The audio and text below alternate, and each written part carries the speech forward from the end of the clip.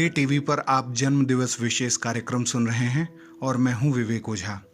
आज दुनिया भर में बौद्ध धर्म के सच्चे प्रतिनिधि और भारत सरकार के पुराने सहयोगी दलाई लामा का जन्मदिन है। दलाई लामा शब्द सुनकर आपके जहन में पहली चीज क्या आती है?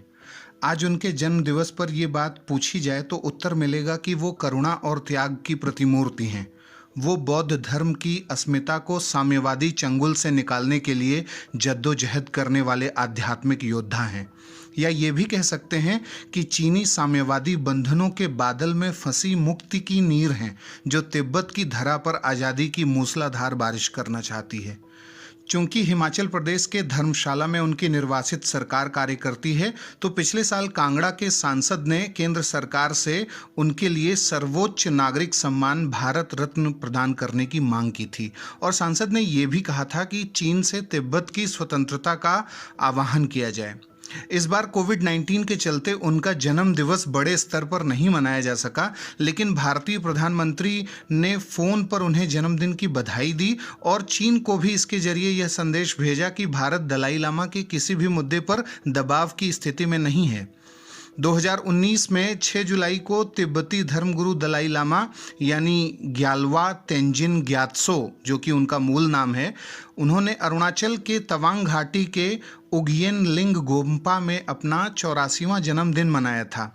चीन ने उस समय इसका विरोध किया था। चीन लगातार इसका विरोध करता रहता है कि तवांग में या लद्दाख में ऐसे जन्मदिवस समारोह का आयोजन न किया जाए। और ये जो स्थान था तवांग घाटी में, यह 6वें दलाई लामा का जन्म स्थान भी है।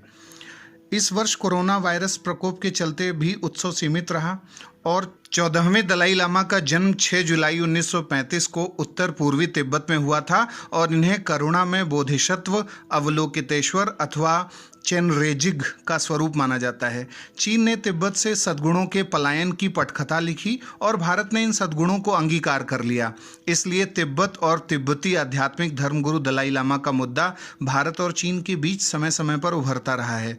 86 वर्षीय दलाई लामा के स्वास्थ्य के लिए भारत सहित दुनिया के तमाम बौद्ध धर्म प्रिय देश संवेदनशील रहे हैं। वहीं चीन हाल के वर्षों में इनके उत्तराधिकारी के चयन के मुद्दे को भी विवाद का विषय बनाने से बाज नहीं आया।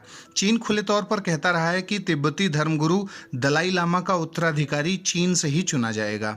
हाल के समय में चीन भारत को चेतावनी देता रहा है कि दलाई लामा को अरुणाचल प्रदेश के तवांग क्षेत्र में जाने की अनुमति ना दे, वरना इसका दोनों देशों के संबंधों पर नकारात्मक असर पड़ेगा और ऐसी चेतावनी कई बार दी गई है। भारत ने इसे अरुणाचल प्रदेश के संदर्भ में अपनी प्रादेशिक अखंडता और संप्रभुता में हस्तक्षेप माना है और दलाई लामा को कहीं भी आवाजाही की खुली आज़ादी देने की बात कही है। 30 मार्च 1959 को दलाई लामा अपने 1.5 लाख अनुयायियों के साथ भारत पहुंचे और भारत ने उन्हें राजनीतिक शरण दिया और उनकी निर्वासित सरकार को मान्यता दी। पंडित नेहरू ने दलाई लामा को सुरक्षा का पूर्ण आश्वासन दिया और उसके बाद हिमाचल प्रदेश के धर्मशाला में दलाई लामा ने अपना मुख्य केंद्र बनाया। दलाई लामा ने मानवता के हित में काम किए और 1989 में उन्हें शांति के लिए नोबेल पुरस्कार से सम्मानित किया गया। उन्होंने तिब्बत की आज़ादी के लिए अहिंसक लड़ाई चीन के खिलाफ जारी रखी, जबकि चीन तिब्बत पर पूर्ण नियंत्रण चाहता है। गौरतलब है कि भारत और चीन तभी पड़ोसी बने जब चीन ने तिब्बत पर अधिग्रहण किया। आज तिब्बत चीन और भारत दोनों के लिए सामरिक महत्व का हो गया है। तिब्बत से ब्रह्मपुत्र नदी का उद्गम है और चीन इसके जल पर अपने अधिकार का दावा करता है। अब बारी है आज के सवाल की।